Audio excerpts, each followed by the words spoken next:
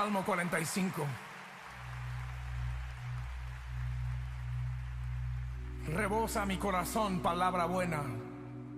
Dirijo al Rey mi canto. Mi lengua es pluma de escribiente muy ligero. Eres el más hermoso de los hijos de los hombres. La gracia se derramó en tus labios. Por tanto, Dios te ha bendecido para siempre. Denme un amén ahí.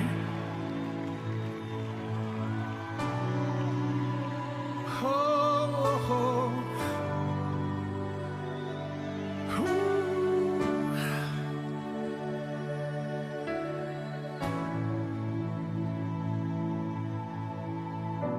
Mi corazón rebosa de palabras buenas.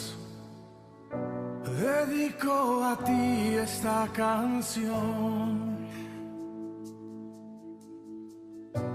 Mis labios cantarán esta poesía a ti,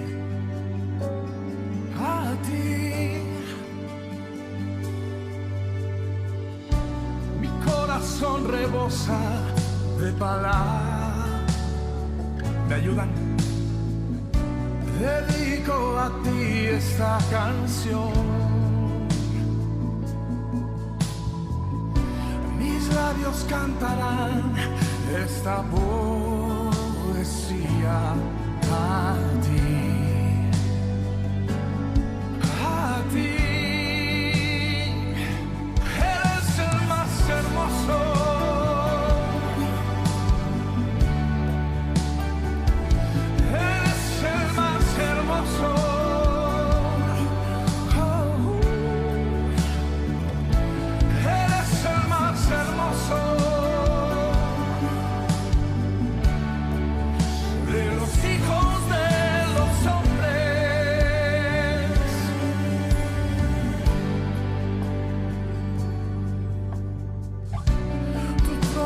Eterno, reinas para siempre,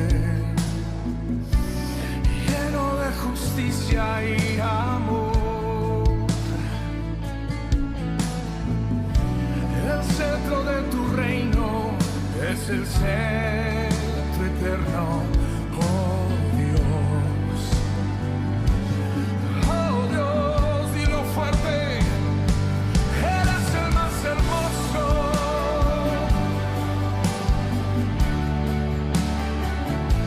Eres el más hermoso.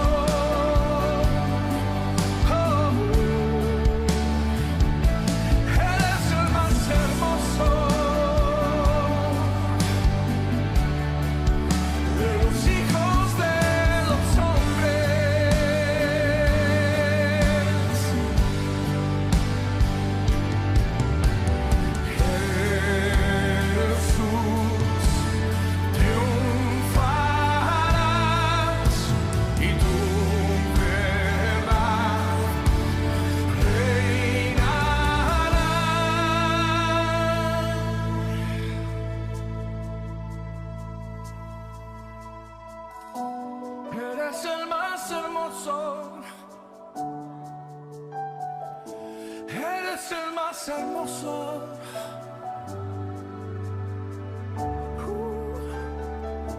Eres el más.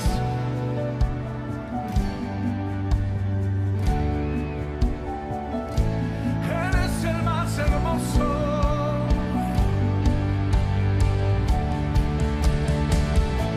Eres el más hermoso.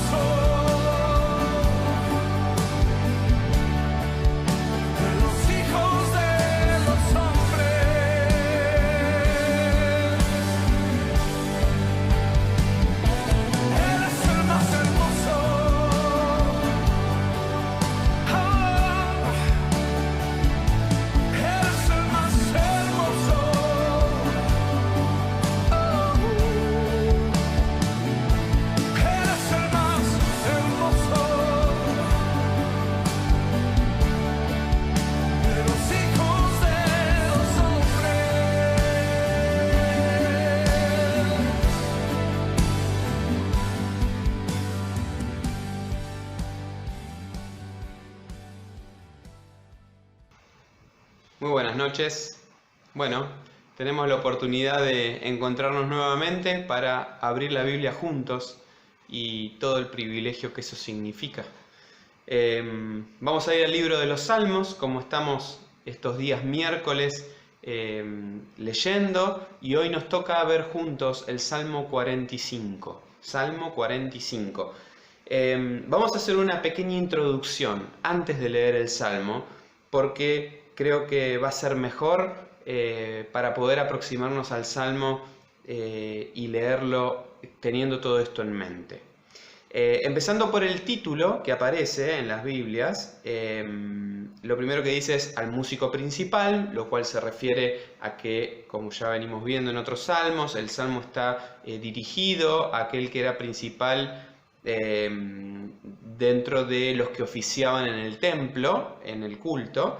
Dice el salmo sobre lirios. Eso, según algunos autores, se puede referir a dos cosas, o a un instrumento musical que se llamara así, y por lo tanto era con el instrumento que se esperaba que se ejecute el salmo, o, como opinan otros, era una melodía que ya se conocía, que se llamaba así, lirios, y entonces se esperaba que la estructura métrica del salmo se ejecutara utilizando esa melodía.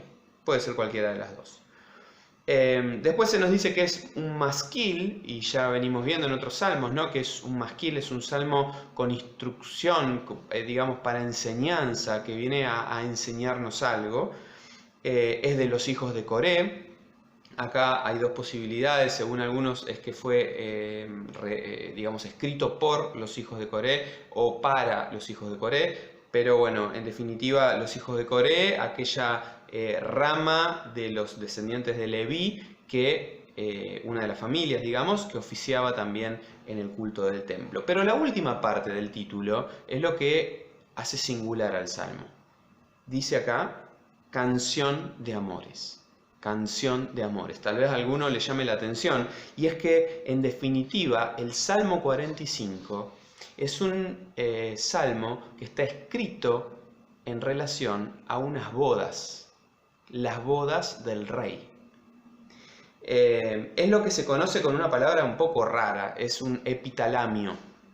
Es una palabra extraña, ¿no? Pero en definitiva es eso, una composición lírica que está dirigida, asociada a unas bodas.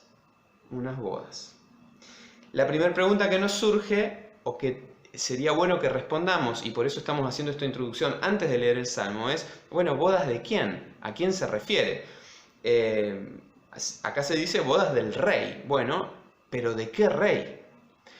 Algunos asocian el Salmo, debido a que justamente dentro del contexto de los Salmos y la época de la monarquía, probablemente, porque se estaba oficiando en el templo, algunos lo asocian a Salomón. Y como es una boda de esplendor, grandiosa, lo asocian a la boda de Salomón con la hija del faraón, que fue seguramente una boda de estas características. Sin embargo, por varios elementos, por varias razones, es muy difícil que cuadre este salmo con Salomón. Una de esas razones, por ejemplo, es que se hace referencia al rey como un valiente guerrero, cosa que Salomón nunca fue. Su reinado se caracterizó mucho más por las alianzas de paz, por gestiones políticas con los países vecinos, con las otras naciones, y no como un rey guerrero. Así que no cuadra el perfil de Salomón, aparte de otras características que se mencionan del rey. Otros lo asocian a otros reyes, de hecho, como por ejemplo el rey Acab, que se casa con Jezabel, y piensan en esto porque en algún momento del Salmo, en el versículo 12, se menciona a Tiro, entonces asocian esto con Jezabel, pero la verdad es que Acab fue un rey totalmente pagano, idólatra, que dista mucho de las características que se mencionan en el Salmo, así que es forzar mucho ahí la aplicación. Entonces, lo que nos queda pensar es que tal vez el Salmo está escrito al rey, pero a un rey como un judío esperaba que sea su rey. Y tal vez ninguno de los reyes que fueron pasando uno a otro en la monarquía de Israel, pudo cubrir todas las expectativas del Salmo. De hecho, muchos comentaristas judíos asociaron este Salmo al Mesías, es decir, al rey que había de venir.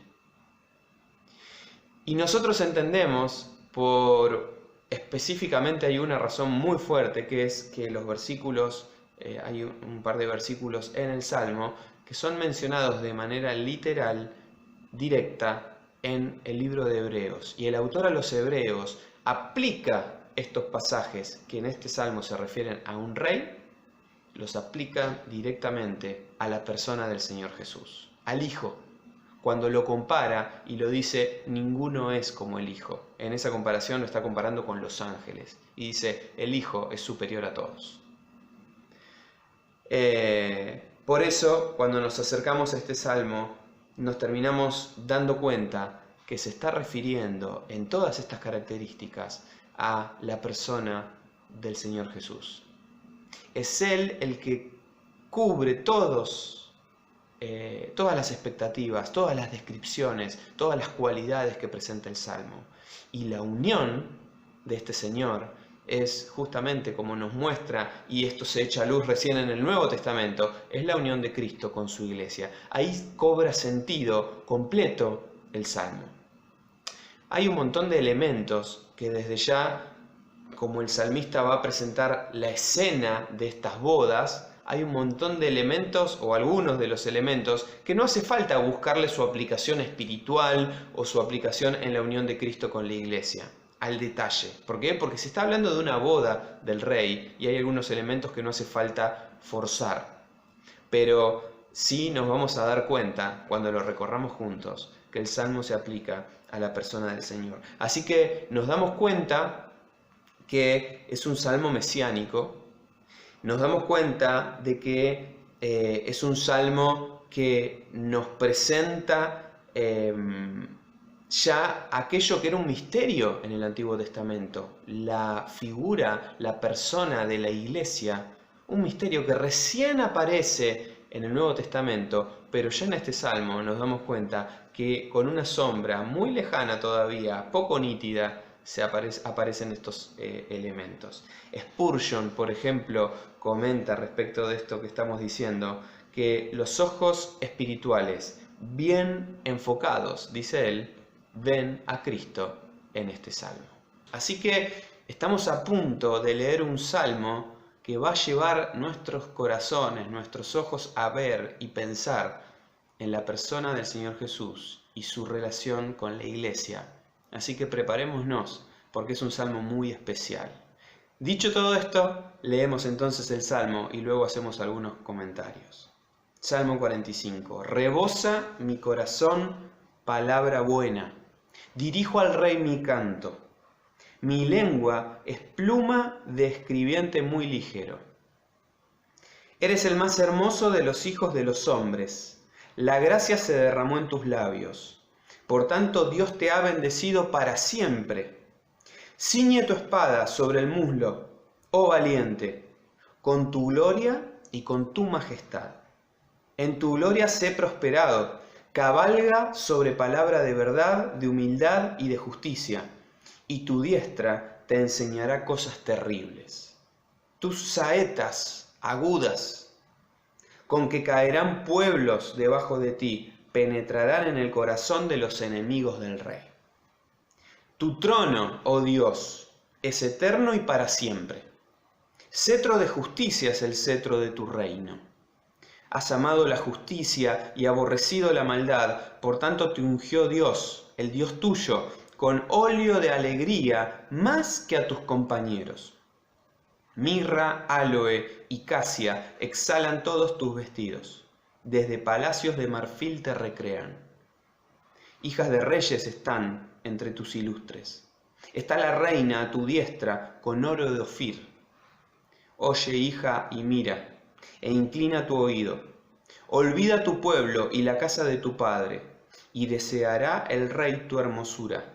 E inclínate a él, porque él es tu Señor. Y las hijas de Tiro vendrán con presentes, implorarán tu favor los ricos del pueblo. Toda gloriosa es la hija del rey en su morada, de brocado de oro es su vestido.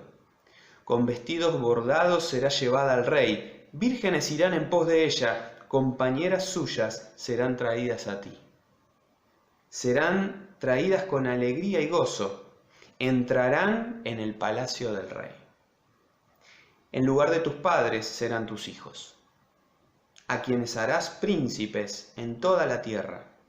Haré perpetua la memoria de tu nombre en todas las generaciones, por lo cual te alabarán los pueblos eternamente y para siempre.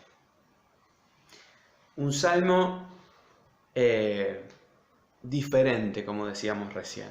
Un salmo que surge, como vemos en el versículo 1, de un corazón rebosante. Acá cuando dice rebosa mi corazón palabra buena, en el original hebreo está hablando del fenómeno de la ebullición.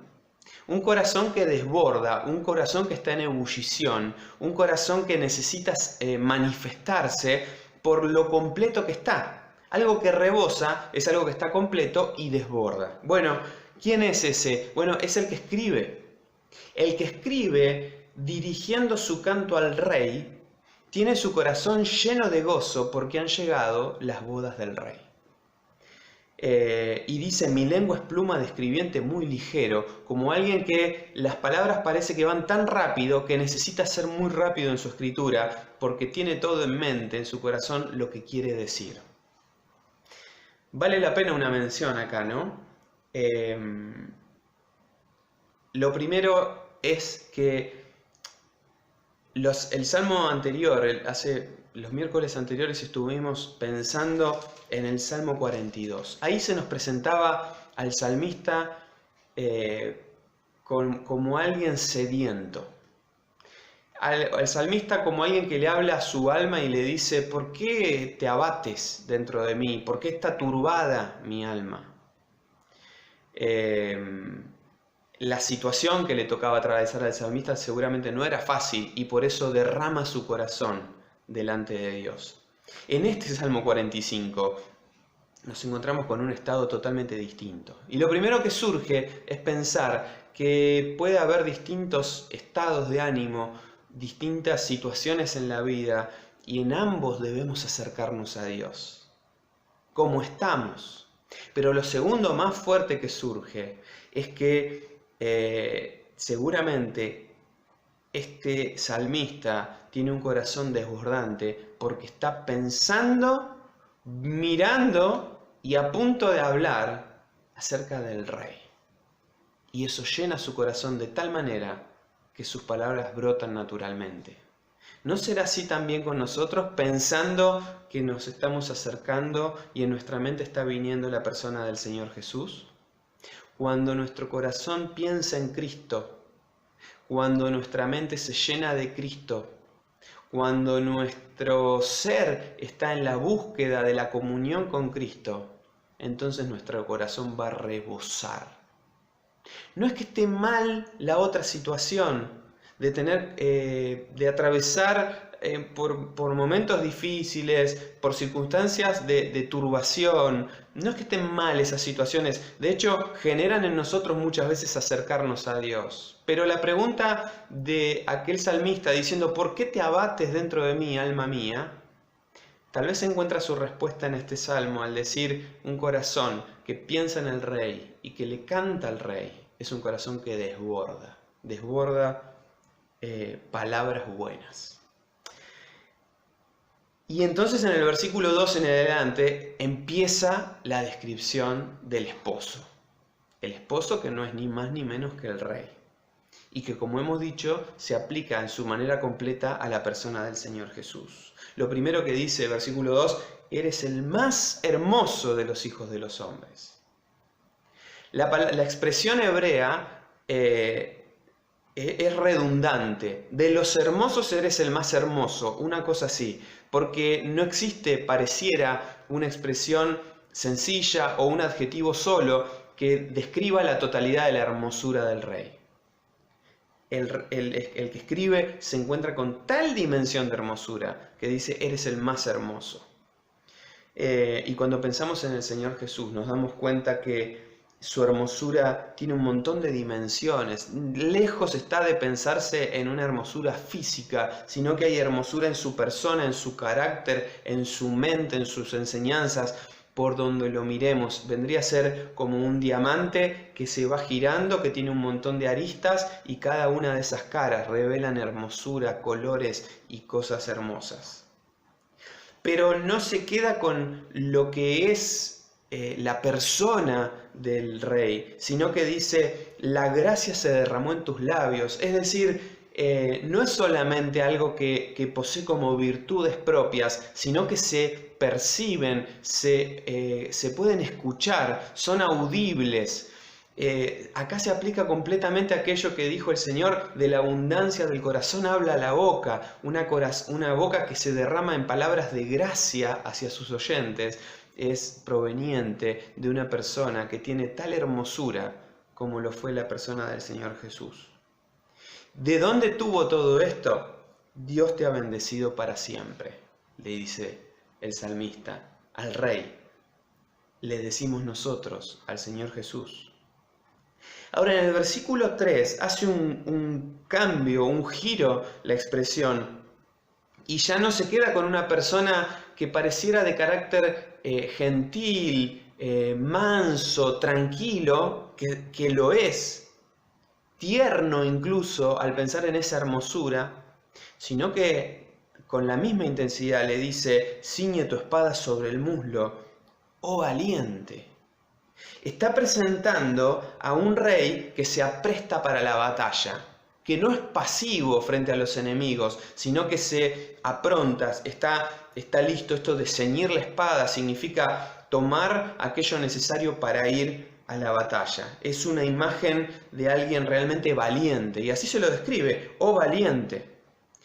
Dice: con tu gloria, con tu majestad. Es una imagen portentosa, enorme. Y tal vez cuando pensamos en esta imagen del Rey, del Señor Jesús, viene a nuestra mente, y lo leo rápidamente, la imagen de Apocalipsis capítulo 19, donde dice, refiriéndose al Señor Jesús en el futuro: vi el cielo abierto y aquí un caballo blanco, y el que lo montaba se llamaba Fiel y Verdadero, y con justicia juzga y pelea.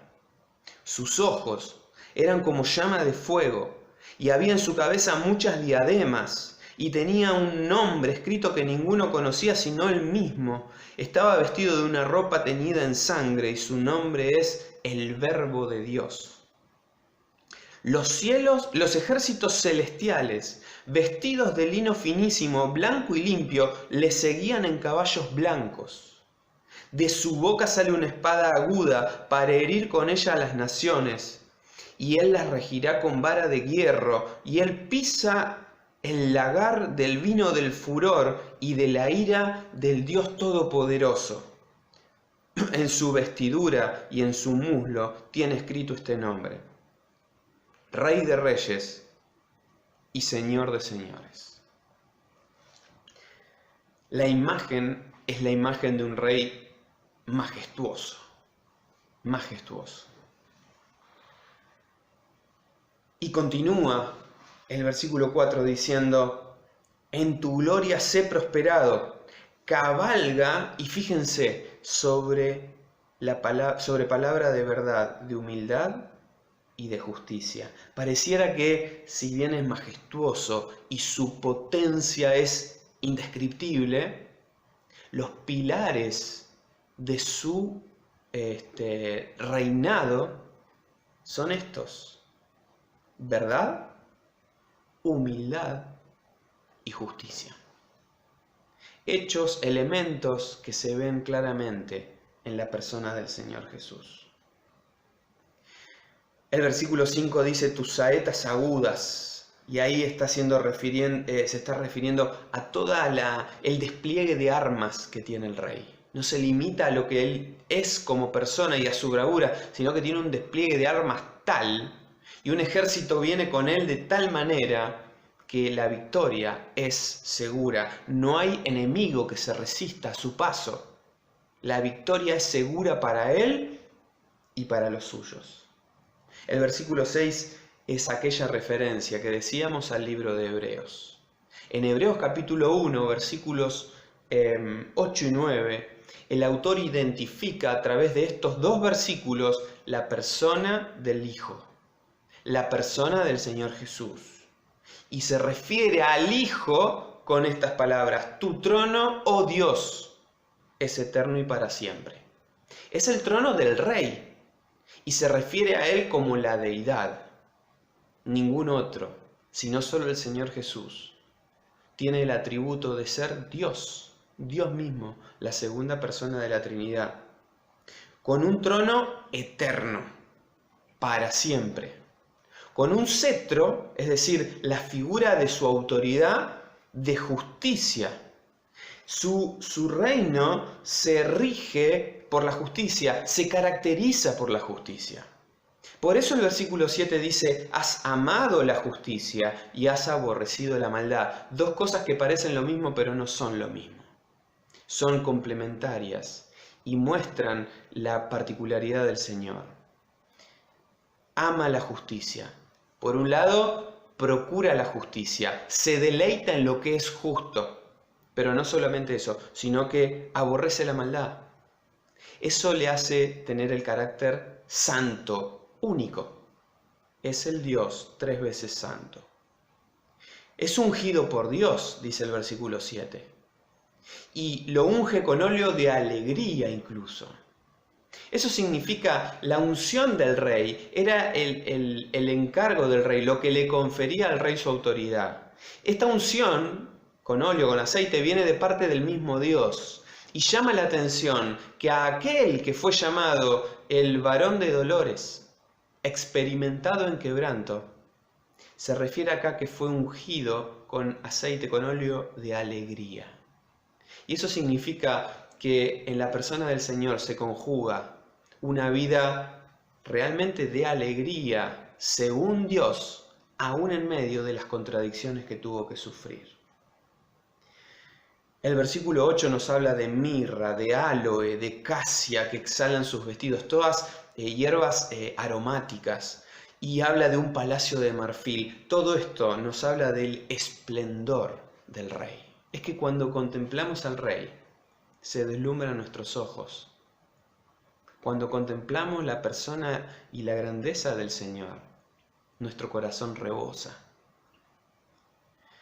El versículo 9 es la conjunción entre la persona del rey que se está describiendo, se está terminando de describir, y la persona de la reina que se está a punto de describir. Dice el 9: hijas de reyes están entre tus ilustres, está la reina a tu diestra, con oro de Ofir, es decir, con lo mejor de lo mejor del oro, con las riquezas que la adornan. Está a la diestra del rey.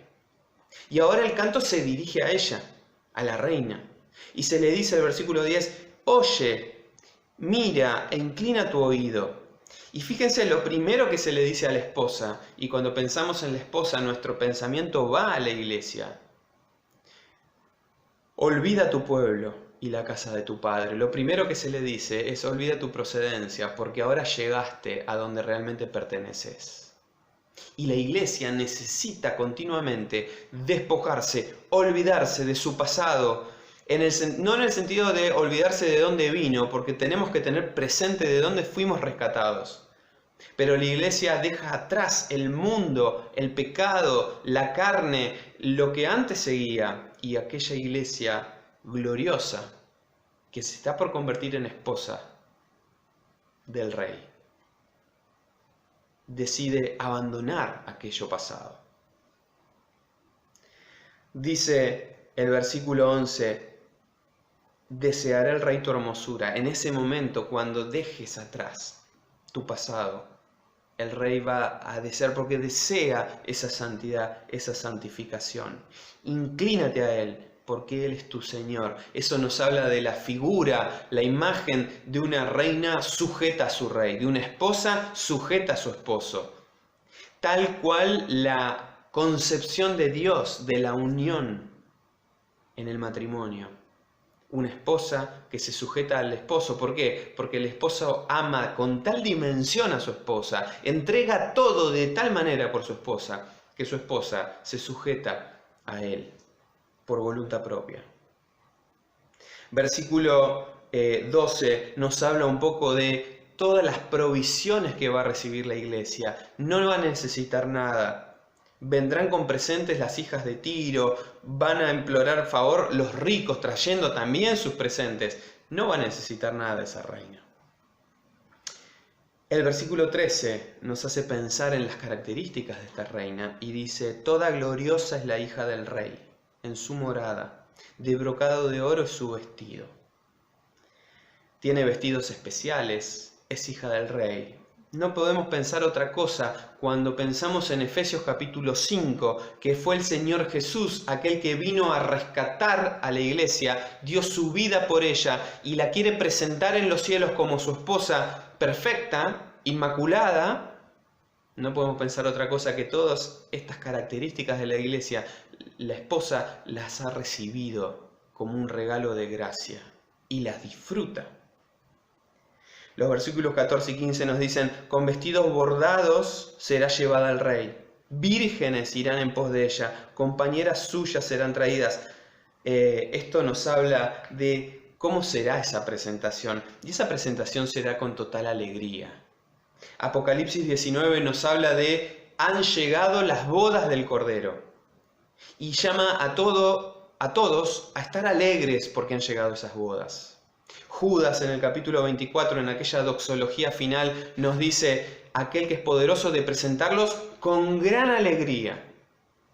Es que estas bodas entre el gran rey y su reina rescatada, entre el esposo y la esposa, es el motivo de la alegría en los cielos, es el motivo de la alegría para el esposo.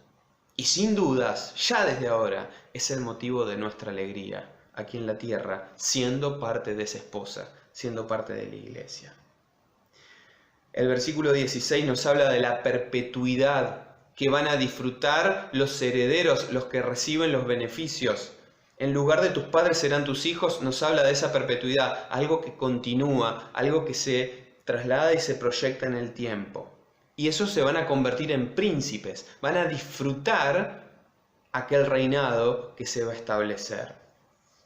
Ahora el versículo 17 pareciera que cambia y varios comentaristas coinciden en que esta expresión del versículo 17 habría, o lo más apropiado es, ponerla en boca del Padre. Y acá dice, porque sería difícil que el que escribe el Salmo lo pueda expresar o lo pueda cumplir, pero Dios Padre lo va a cumplir.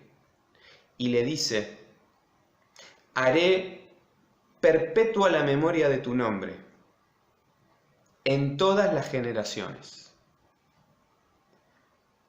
por lo cual te alabarán los pueblos